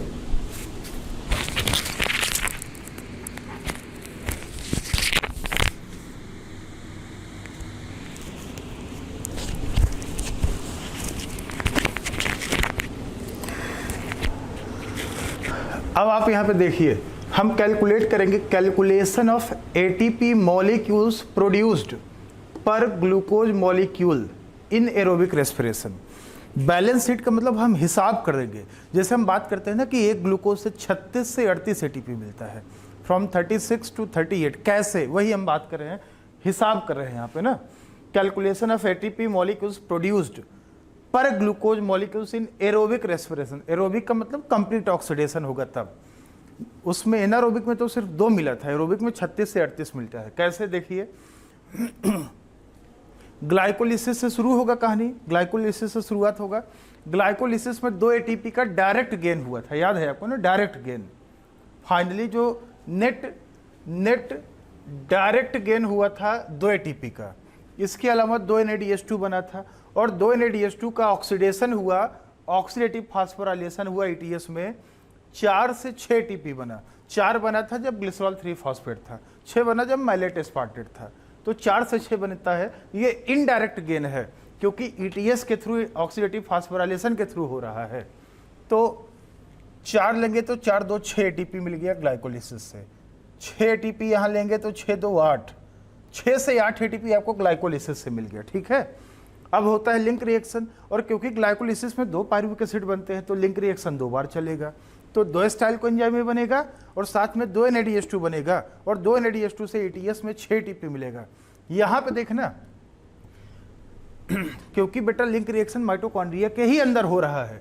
ग्लाइकोलिसिस तो साइटोप्लाज्म में हुआ था, तो NADH2 को अंदर ले जाने के लिए सटल सिस्टम जरूरत पड़ी थी। यहाँ कोई सटल सिस्टम नहीं है क्योंकि ये तो NADH2 माइटोकॉन्ड्रिया के अंदर ही बन रहा है। तो 2 NADH2 से 6 एटीपी बनेगा ETS में जब ऑक्सीडेटिव फास्फोराइलेशन होगा, और डायरेक्ट, ये इनडायरेक्ट गेन है। जहाँ जहाँ पे ETS आया इनडायरेक्ट गेन है, ठीक है। अब उसके बाद TCA साइकिल में देखिए, एक साइकिल में 4 ऑक्सीडेशन होता था, 1 SLP होता था, और क्योंकि लिंक रिएक्शन में 2 पायरुविक एसिड से 2 स्टाइल कोएंजाइम में बनेगा, 2 कोएस्टाइल एंजाइम में TCA साइकिल में एंट्री मारेगा तो 2 बार साइकिल चलेगा। तो 3 के बजाय 6 NADH2 और 2 FADH2 बन जाएगा, 2 SLP होगा। तो 6 NADH2 से 18 एटीपी, 2 FADH2 से 4 एटीपी मिलेगा, 2 SLP से 2 एटीपी मिलेगा। तो देखिए 18 4 22 2 24, 18 4 22 2 24 एटीपी आपको मिल जाएगा TCA साइकिल से। तो बताइए 18 4 22 2 24 एटीपी, 24 6 30 एटीपी, 30 2 32 एटीपी, 32 4 लोगे तो 36 हो जाएगा, 6 लोगे तो 38 एटीपी। कुल मिला के 36 से 38 एटीपी आपको मिल जाएगा from complete oxidation of 1 glucose molecule in aerobic respiration. Aerobic की बात आएगा तो कंप्लीट ही होगा। तो एक ग्लूकोज से 36 से 38 एटीपी आपको मिल गया यहाँ पे ना। तो 38 में से डायरेक्ट गेन कितने का है? 2 और 2, 4 एटीपी का डायरेक्ट गेन होगा और 34 का इनडायरेक्ट, ठीक है। और 36 लेंगे तो तब भी 4 का ही डायरेक्ट गेन होगा, 32 का इनडायरेक्ट हो जाएगा तब। अब हम बात करते हैं एफिशिएंसी ऑफ एरोबिक रेस्पिरेशन की। तो 36 से 38 एटीपी बनता है, ज़्यादातर केसेस में 36 बनता है। क्यों? क्योंकि ग्लिसरॉल 3 फॉस्फेट शटल सिस्टम ज़्यादातर सेल्स में वही ऑपरेट होता है, मोस्ट कॉमन वो होता है। Efficiency of aerobic respiration, efficiency का मतलब क्या है? Output upon input into 100। अगर किसी का इनपुट कम लग रहा है, आउटपुट ज़्यादा आ रहा है, तो हम बोलेंगे उसका एफिशिएंसी क्या होगा? ज़्यादा होगा। अब जैसे आप देखिए 1 ATP yields about 34 kilo joule पर मॉलिक्यूल। एक एटीपी में कितना एनर्जी होता है जानते हो? 34 किलो जूल। ध्यान देना, अगर किलो कैलोरी में कन्वर्ट करना होगा तो क्या करोगे? 8.15 से इसको क्या कर दो, डिवाइड कर दो, और क्या 8.15 से इसको क्या कर दो, डिवाइड कर दो, आपका निकल आएगा। तो बताना 1 ATP yields about 34 kilo joule energy पर मॉलिक्यूल, मतलब एक एटीपी से 34 किलो जूल एनर्जी मिलेगा।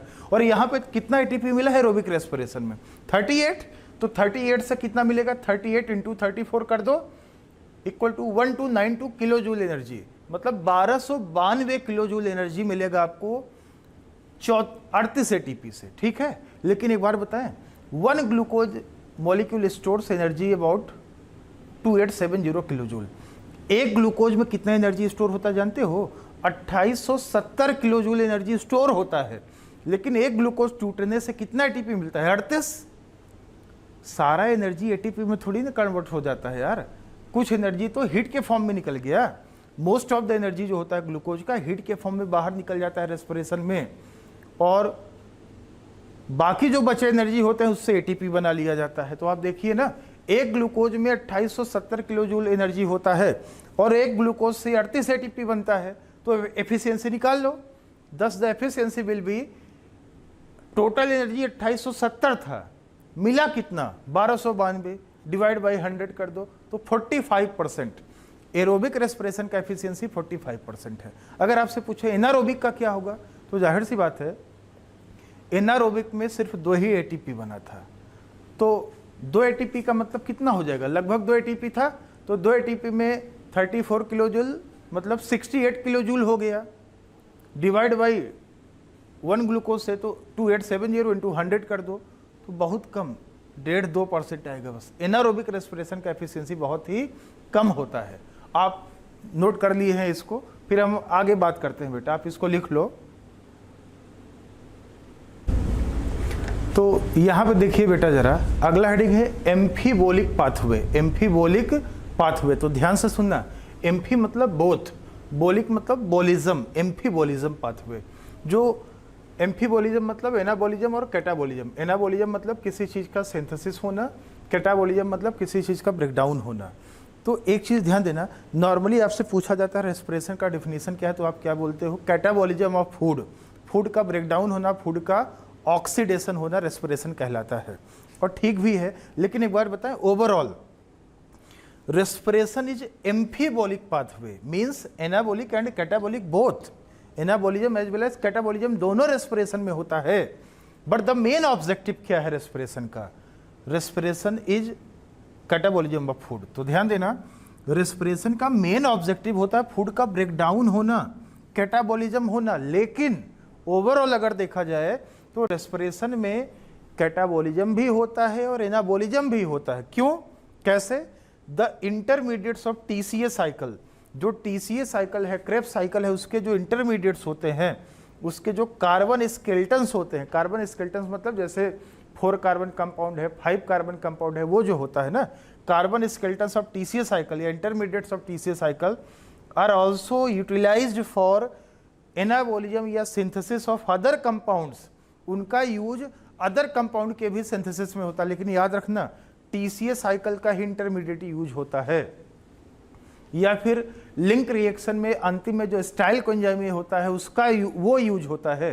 ग्लाइकोलिसिस का कोई भी इंटरमीडिएट कोई अदर कंपाउंड बनाने में यूज नहीं होता है।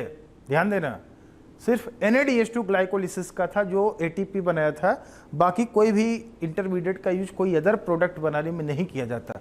टीसीए साइकिल का इंटरमीडिएट यूज किया जाता है। जैसे आप देखिए स्टाइल कोएंजाइम में जो बना था लिंक रिएक्शन के लास्ट में, इसका यूज किया जाता है। It is the raw material for gibberellin hormone, terpenes and carotenoid synthesis. जो स्टाइल कोएंजाइम है इसका यूज किया जाता है, रॉ मटेरियल है, इनिशियल मटेरियल है, जिबरेलिन हार्मोन बनाने में यूज होता है, टर्पीन सेकेंडरी मेटाबोलाइट है बनाने में यूज होता है, कैरोटिनॉइड पिगमेंट बनाने में स्टाइल कोएंजाइम का यूज होता है। ये टीसीए साइकिल में इंटरमीडिएट बना था, 4 कार्बन कंपाउंड, 4 कार्बन स्केलेटन था सक्सिनाइल कोएंजाइम में। It is the raw material, it is utilized for the synthesis of chlorophyll and cytochrome. Chlorophyll और साइटोक्रोम के सिंथेसिस में यूज होता है, ये रॉ मटेरियल है, इनिशियल मटेरियल है। ऑक्जेलोएस्टिक एसिड जो बनता है 4 कार्बन इनिशियल एक्सेप्टर जो टीसीए साइकिल का होता है, it is utilized for the synthesis of alkaloids and pyrimidines. एल्कालॉइड secondary metabolite होता है, पायरिमिडिन, प्यूरिन पायरिमिडिन पढ़ा होगा, नाइट्रोजिनस बेसिस होता है, इनको बनाने में ये यूज होता है। और अल्फा कीटोग्लूटारेट जो होता है 5 कार्बन कंपाउंड टीसीए साइकिल का, 5 कार्बन स्केलेटन जो होता है alpha ketoglutarate, it is utilized for amino acid synthesis, जो हमने मिनरल न्यूट्रिशन चैप्टर में बताया था, याद है ना आपको, रिडक्टिव अमाइनेशन बताया था, अल्फा कीटोग्लूटारेट से अमाइनो एसिड बना था। तो ये सब इंटरमीडिएट्स हैं टीसीए साइकिल के या लिंक रिएक्शन के, जिनसे कोई ना कोई प्रोडक्ट बन रहा है, एनाबोलिज्म हो रहा है। बाकी कैटाबोलिज्म तो रेस्पिरेशन में होता ही होता है। तो एनाबोलिज्म कैटाबोलिज्म दोनों हो गया, मतलब रेस्पिरेशन ओवरऑल एम्फीबोलिज्म हो गया। आप इसको नोट कर लीजिए।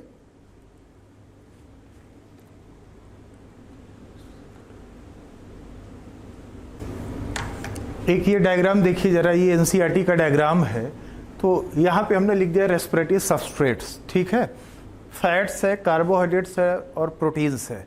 तो कोई भी कार्बोहाइड्रेट होगा, अगर उसको रेस्पिरेशन में यूज होना है तो सबसे पहले ग्लूकोज में कन्वर्ट होता है। तो देखिए सिंपल शुगर्स लाइक ग्लूकोज, तो ग्लूकोज से कहानी शुरू हुआ ग्लाइकोलिसिस से। तो देखो ग्लूकोज से ग्लूकोज 6 फॉस्फेट, कई सारे स्टेप में देखिए डाईहाइड्रोक्सी एस्टोन फॉस्फेट बना, ग्लिसरॉल्डिहाइड 3 फॉस्फेट बना। ये रिवर्सिबल रिएक्शन था जहाँ पे एल्डोज, जहाँ पे आपको पता है कि ट्रायोज फॉस्फेट आइसोमरेज एंजाइम काम कर रहा था। तो लास्ट में ग्लाइकोलिसिस के लास्ट में देखिए पूरा ग्लाइकोलिसिस है, एकदम शुरू से चल रहा है ग्लाइकोलिसिस। क्या बना? पायरुविक एसिड बना, ठीक है। फिर लिंक रिएक्शन में स्टाइल कोएंजाइम में बना, फिर स्टाइल कोएंजाइम में टी से साइकिल में एंट्री मारा जिसमें CO2 निकलता है और वाटर निकलता है, ठीक है। तो ये पूरा स्टेप 1 बाई 1 पूरा स्टेप ये ग्लूकोज ने फॉलो किया। लेकिन देखिए जो फैट है, फैट किस में टूटा? फैटी एसिड और ग्लिसरॉल में टूटा। ग्लिसरॉल कहाँ से एंट्री मारा? DHAP, डाइहाइड्रोक्सी एस्टोन फॉस्फेट से ये एंट्री मारा रेस्पिरेटरी पाथवे में। और जो फैटी एसिड है वो सीधे एकदम ये स्टाइल कोएंजाइम में से एंट्री मार दिया, मतलब पीछे के स्टेप सारे छूट गए, सीधे यहाँ पे एंट्री मारा। और प्रोटीन टूटा अमीनो एसिड में, अमीनो एसिड यहाँ पे एंट्री मारा पायरुविक एसिड से, मतलब पीछे के सारे स्टेप छूट गए। तो ये बताओ पूरा स्टेप कौन फॉलो किया? सिर्फ ग्लूकोज। प्रोटीन और फैटी एसिड या फैट पूरा स्टेप फॉलो नहीं करता, 20 से एंट्री मारता है। पूरा स्टेप ये ग्लूकोज फॉलो किया है। तो एक बार बताइए कौन सा चीज़ है जो हर एक सबस्ट्रेट में कॉमन है? स्टाइल कोएंजाइम में। देखिए स्टाइल कोएंजाइम में कार्बोहाइड्रेट के केस में भी स्टाइल कोएंजाइम में बनेगा, फैटी एसिड के केस में भी बनेगा, ग्लिसरॉल के केस में भी स्टाइल कोएंजाइम में बनेगा, प्रोटीन मतलब अमीनो एसिड के केस में भी पायरुविक एसिड से ये स्टाइल कोएंजाइम में बनेगा। तो स्टाइल कोएंजाइम में common in all respiratory substrates, ये इंपॉर्टेंट है, हम यहाँ पे लिख देते हैं। जो स्टाइल कोएंजाइम में है, style coenzyme A is common in all respiratory substrates, लिख लेना, common in all respiratory substrates, सब में कॉमन है, सब में ये कॉमन है। मतलब फैट है, कार्बोहाइड्रेट है, प्रोटीन है, कोई भी एंट्री मारेगा तो स्टाइल कोएंजाइम में जरूर मिलेगा। पायरुविक एसिड सब में कॉमन नहीं है। देखो फैटी एसिड तो यहाँ एंट्री मारा, पायरुविक एसिड तो बना ही नहीं। पायरुविक एसिड किस में कॉमन है? प्रोटीन में, मतलब अमीनो एसिड में, ग्लिसरॉल में और ग्लूकोज में पायरुविक एसिड कॉमन है। लेकिन फैटी एसिड में, फैटी एसिड तो यहाँ से एंट्री मार रहा है, तो फैटी एसिड यहाँ से एंट्री मार रहा है। स्टाइल कोएंजाइम में सब में कॉमन है। और याद रखना एनसीईआरटी में एक लाइन लिखा है, pure fats and proteins never utilized in respiration. क्यों? प्योर फैट कहाँ यूज हो रहा है भाई? फैटी एसिड और ग्लिसरॉल बन के यूज हो रहा है। प्रोटीन कहाँ यूज हो रहा है? अमीनो एसिड में टूट के वो यूज हो रहा है ना। तो याद रखना, लेकिन कोई भी कार्बोहाइड्रेट होगा सबसे पहले ग्लूकोज में कन्वर्ट होगा।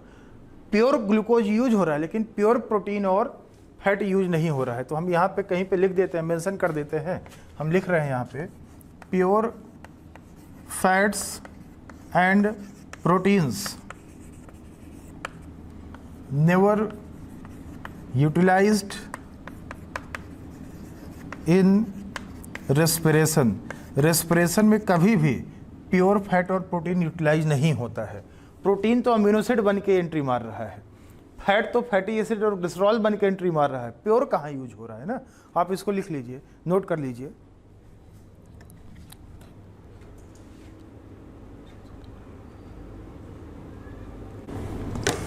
लास्ट, इस चैप्टर का लास्ट हेडिंग हम बात कर रहे हैं बेटा, रेस्पिरेटरी कोसेंट RQ, ये इसी को हम बोलते हैं रेस्पिरेटरी रेशियो भी बोलते हैं, ठीक है। तो RQ क्या है? RQ का फॉर्मूला है volume of CO2 evolved upon volume of O2 consumed. जाहिर सी बात है, आपको पता है कि रेस्पिरेशन में CO2 निकलता है और O2 लिया जाता है। सेल O2 कंज्यूम करता है, CO2 निकलता है ना। तो CO2 निकलना और O2 कंज्यूम होना, इसका जो रेशियो है ना, इसी को बोलते हैं RQ। मतलब कितना O2 लेके कितना CO2 निकाला, ध्यान देना, कितना CO2 निकाल कर कितना O2 कंज्यूम किया, इसका जो रेशियो होता है इसे ही हम बोलते हैं RQ, रेस्पिरेटरी कोसेंट बोलते हैं।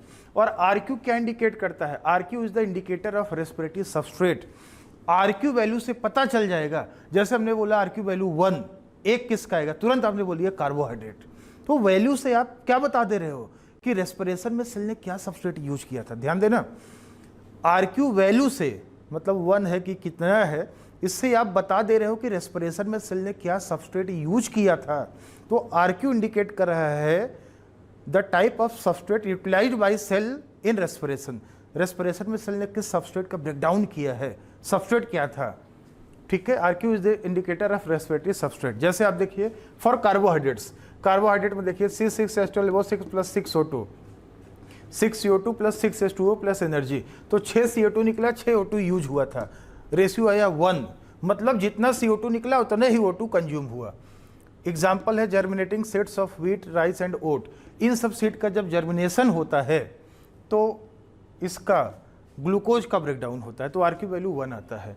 For fatty acid, fatty acid में देखिए जैसे ट्राइपामिटिन है, तो इसका फार्मूला है 2C51H98O6, ये ट्राइपामिटिन है। इसको ब्रेकडाउन करने में बाहर से 145 O2 लगा और 102 CO2 निकलता है प्लस 98 98H2O निकलता है प्लस एनर्जी निकलता है। तो RQ वैल्यू कितना आएगा, 102 डिवाइड बाई 145 कितना, 0.7, 1 से कम आया। एग्जाम्पल है germinating seeds of peanuts, mustard and castor. जो फैटी सीड्स है, ऑयली सीड्स है जिसमें फैट स्टोर रहता है, उसमें बेटा आप देखेंगे ना, उनमें आप देखेंगे कि जैसे ट्राइपामिटिन है, ऑयली सीड्स में ना RQ वैल्यू कम आता है। रेस्पिरेशन मतलब जर्मिनेशन के टाइम पे ऑयल का ब्रेकडाउन होता है जिससे यह रेशियो आता है, 0.7 आता है। तीसरा है फॉर प्रोटीन्स, प्रोटीन्स का 0.9 के आसपास आता है, 0.85 से 0.9 के बीच में रहता है, इसलिए अप्रॉक्स लिखा है, 1 से कम है। फॉर सकुलेंट्स, जो कैम्प प्लांट्स हैं, डेजर्ट प्लांट्स हैं, उनमें पता है स्टोमेटा तो बंद रहता है, तो होता क्या है, CO2 का इवोल्यूशन होता ही नहीं, निकलता ही नहीं है, और जब न्यूमरेटर ही नहीं निकलेगा, 0 रहेगा, तो RQ वैल्यू कितना आएगा, 0 आएगा। और for anaerobic respiration, anaerobic respiration में एग्जांपल लिया जैसे हमने एल्कोहलिक फर्मेंटेशन, एल्कोहलिक फर्मेंटेशन में 2 CO2 निकलता है, लेकिन एनारोबिक है, ऑक्सीजन थोड़ी ना यूज होगा। 2 CO2 निकला लेकिन ऑक्सीजन तो एक भी ना यूज हुआ, तो एनीथिंग डिवाइड बाय 0 क्या हो जाएगा, इनफाइनाइट हो जाएगा। ध्यान देना, यहां पे क्या हो गया, इनफाइनाइट, इनफाइनाइट हो गया। और for mature fatty seeds, mature fatty seeds के लिए मोर देन 1 होता है, क्योंकि मेच्योर फैटी सीड्स में अलग अलग एसिड वगैरह बनते हैं ऑर्गेनिक, तो मोर देन 1 हो जाता है। तो एक चीज ध्यान देना,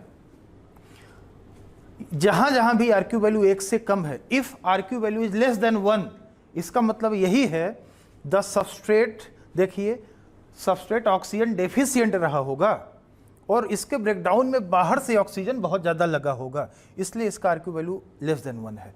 तो अगर if RQ value less than 1 then the substrate must be oxygen deficient, मतलब ऑक्सीजन डेफिशिएंट रहा होगा, would be oxygen deficient and it consumes more external oxygen in its oxidation. अगर RQ वैल्यू 1 से कम है, इसका मतलब जो सबस्ट्रेट है उसमें ऑक्सीजन बहुत कम रहा होगा, लेकिन उसको ब्रेकडाउन करने में बाहर से ऑक्सीजन बहुत ज़्यादा लगाया गया होगा। यही केस देखो फैट के साइड में, फैट में देखिए ट्राइपामिटिन में ऑक्सीजन सिर्फ 6 है, तो इसको तोड़ने में बाहर से 145 ऑक्सीजन लगाना पड़ा, इसका RQ वैल्यू क्या है, बहुत ही कम आया। ठीक है, आप ये नोट कर लीजिए, लिख लीजिए। तो लास्ट में देखिए बेटा जरा, for organic acids, RQ value की हम बात कर रहे हैं फॉर ऑर्गेनिक एसिड्स। जो ऑर्गेनिक एसिड्स होते हैं इनका RQ वैल्यू हमेशा मोर देन 1 होता है। क्यों? क्योंकि ये ऑक्सीजन रिच होते हैं, ऑक्सीजन रिच होंगे, इनमें ऑक्सीजन एक्सेस में रहेगा, तो जाहिर सी बात है आप देखेंगे अगर इनमें ऑक्सीजन ज़्यादा रहेगा तो बाहर से एक्सटर्नल ऑक्सीजन की रिक्वायरमेंट कम होगी, और जब O2 का वैल्यू कम रहेगा, CO2 ज़्यादा इवॉल्व होगा, तो जाहिर सी बात है बेटा RQ वैल्यू 1 से अधिक ही होगा ना। तो जैसे मैलिक एसिड का 1.33 आता है, ऑक्जेलिक एसिड का 4 आता है, सिट्रिक एसिड का मैलिक एसिड से थोड़ा कम रहता है, 1.3 के आसपास, मैलिक एसिड का 1.33, ऑक्जेलिक एसिड का 4। तो ये सब ऑर्गेनिक एसिड्स होते हैं, ऑक्सीजन रिच होते हैं। एक नोट हमने लिखा है, बड़ा इंपॉर्टेंट है, if the substrate is oxygen deficient, अगर सबस्ट्रेट में ऑक्सीजन कम होगा then it consumes more external oxygen in its oxidation या breakdown and the RQ value will be less than 1। जैसे एग्जांपल है fats and proteins. Fatty acid हमने example लिया था ट्राइपामिटिन का। ट्राइपामिटिन में आपने देखा था सिर्फ 6 ऑक्सीजन था, हाइड्रोजन 98 था, 98, लेकिन ऑक्सीजन सिर्फ 6 था। और हम बता रखे हैं किसी सबस्ट्रेट में जितना ज़्यादा हाइड्रोजन होगा वो उतना ही ज़्यादा एनर्जी देगा अपने ब्रेकडाउन में, पिछले क्लास में हम बताए थे। लेकिन ऑक्सीजन की कमी की वजह से वो आसानी से टूटेगा नहीं, उसको तोड़ने में बाहर से बहुत ज़्यादा ऑक्सीजन लगाना पड़ेगा क्योंकि उसमें ऑक्सीजन बहुत कम है। इसलिए फैट पहला चॉइस नहीं था, आपको पता है। तो अगर RQ वैल्यू 1 से कम आ रहा है इसका मतलब सबस्ट्रेट ऑक्सीजन डेफिशिएंट है, उसको तोड़ने में बाहर से ऑक्सीजन ज़्यादा लगाना पड़ेगा। तो आप देखिए उसको तोड़ने में, फैट को तोड़ने में, ट्राइपामिटिन को तोड़ने में बाहर से 145 ऑक्सीजन लगाना पड़ा था क्योंकि उसमें ऑक्सीजन सिर्फ 6 था, हाइड्रोजन लेकिन ज़्यादा था 98, तो एनर्जी तो मिलेगा ही मिलेगा। If substrate is oxygen rich then it consumes less external oxygen in its breakdown, तो RQ वैल्यू 1 से अधिक होगा। जैसे ऑर्गेनिक एसिड्स हो गया, इसमें ऑक्सीजन बहुत ज़्यादा होता है। एक लास्ट में फार्मूला हमने दिखाया है, the number of ATP molecules produced upon the fatty acid breakdown. Fat के ब्रेकडाउन को हम बोलते हैं बीटा ऑक्सीडेशन, ठीक है। फार्मूला है 8, ये फार्मूला खुद हमने बना रखा है, 8.5 × C-7। C क्या है? नंबर ऑफ कार्बन्स है, ठीक है, नंबर ऑफ कार्बन्स है। तो आप देखिए एक क्वेश्चन ले लिया हमने, एक एग्जाम्पल ले लिया, how many ATP molecules will be produced upon breakdown of 1 palmitic acid molecule. Palmitic acid में 16 कार्बन होता है, तो एक पामिटिक एसिड के तोड़ने पे कितना ATP बनेगा? कार्बन हमने बता दिया, क्वेश्चन में कार्बन बता ही नहीं रहेगा, आपको खुद सोचना होगा कितना कार्बन है, बायोमोलिक्यूल में पढ़ा होगा आपने। तो देखिए 16 कार्बन है, तो 16 × 8.5, 8.5 × 16 -7 कर दो, तो कितना? 16 × 8.5 का मतलब 136 हो गया, -7 मतलब 129 आंसर आपका आ जाएगा। ये आपका आंसर आ गया। तो ये चैप्टर यहीं पे ख़त्म हो चुका है बेटा। आगे हम अगला चैप्टर स्टार्ट करेंगे, तब तक आप अच्छे से पढ़ाई करते रहिए, एंजॉय करते रहिए। Thank you very much.